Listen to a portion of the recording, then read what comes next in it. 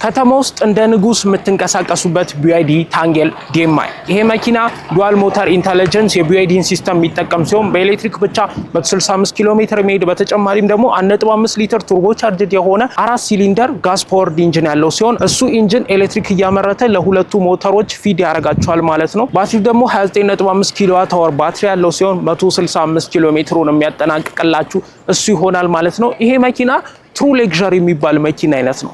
በጣም ሰፊ ነው፣ በጣም ትልቅ ነው፣ ከምታስቡት በላይ ትልቅ ነው። ጣራው ራሱ በጣም ከፍ ብሎ የተሰራ ነው።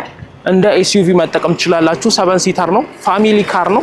በተጨማሪም ደግሞ ሁለቱን ሮዎች አጥፋችሁ ወደ 1900 ሊትር ትራንክ ስፔስ ማግኘት ትችላላችሁ። ስለዚህ ልጆች በሚያኖሩባችሁ ጊዜ ፋሚሊያችሁን በማታመላልሱበት ጊዜ እንደ እቃ መጫኛ አድርጋችሁ መጠቀም ትችላላችሁ፣ ለስራችሁ ማለት ነው። ኤክስቴሪየሩ እንደምትመለከቱት በጣም የሚያምር ነው። ይሄንን የመሰለ ሌክዠሪ ካር ነው። ኢንቴሪየሩን ስትመለከቱት በጣም ሶፍት የሆነ ሂተር ቬንቲሌተር ሲት ያለው ማለት ነው።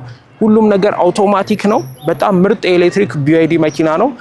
ጥሩ ኢንጂነሪንጋቸውን አስቀምጠውበታል ብዬ አስባለሁ እዚህ መኪና ላይ። ስለዚህ መኪና ፉል ኢን ዴፕዝ ሪቪው ከፈለጋችሁ YouTube ላይ ሰርቼላችኋለሁ። ሊንኩ በላይ አለ፣ ገብታችሁ ተመልከቱት። ፎሎ ማድረግ እንዳትረሱ።